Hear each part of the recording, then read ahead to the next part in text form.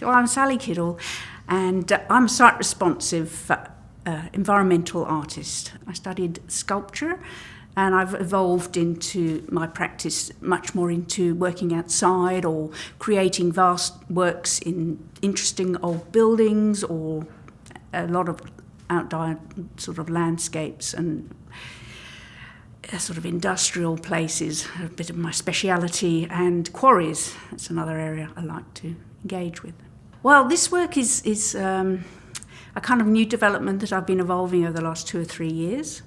The first one that's actually managed to be realised owing to COVID, but it's work that involves not only a surface component, but also there's a fictitious component that no one can see, and it's only in my imagination, and I'm hopefully will lead the viewer to join me in the underworld of the seed bank, which I tell this story that exists below the gardens when it was initially created.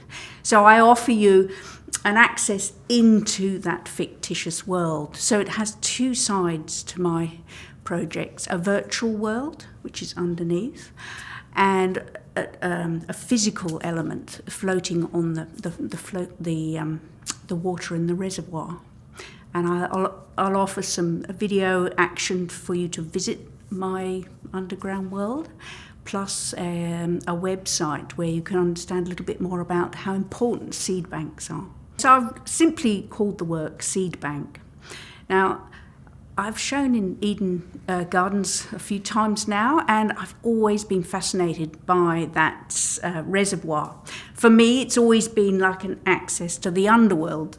So this year I came up with the idea of creating this access to that world, and I just felt that with the vulnerability of all our precious seed banks, our seed sources, especially following the fires that happened at the end of 2020 and 21, how important these seeds are for the preservation. We're located here right next to Lane Cove National Park, which is a very precious natural corridors that remain in Sydney, where a lot of animals and insects and all sorts of, the flora and fauna of this area, they habitat, and all the plants are very important too. So that a lot of the trees have been quite vulnerable to infestation of displaced plants that shouldn't be there. So I kind of thought this was a perfect place to create this seed bank for the Lane Cove seeds that are extremely precious. I have I've made many floating works. It's about 7 or 8. In fact, that's an area I love, to float on water. But the problem with this one is it's over 5 meters deep. So it's not a matter of wading in to a sort of a lake, a shallow lake that might only be a meter or so deep. There's usually a graduation to get in there. This one is just like a sheer cliff, as it were, to drop the work in. So it's been very challenging to design it so that it will float and not half sink, without even being able to sort of do any practice runs really either too. So it has been quite a challenge on the floating side, and I'm learning new skills in my video work for the virtual side as well. Well, many people will just view it and see it as a platform, and I think, what is that?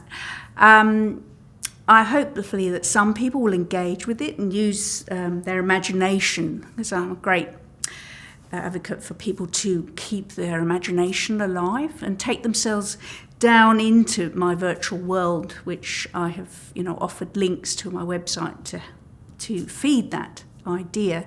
So I'm hoping that people will come with me on the journey.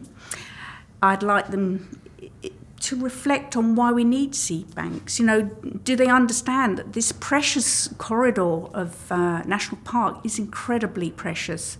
And we're really lucky that we've still got this vestige of bush in the central Sydney. So I'd really love people to think about how precious these areas are of the undamaged, well, reasonably undamaged bushland is for us to have, because it really keeps the balance of our ecosystems. You know, you've got this massive main road behind us, and the air quality is so damaged without at least some trees around to try and balance things out a little. So hopefully people reflect a lot more on what we have and how precious it is.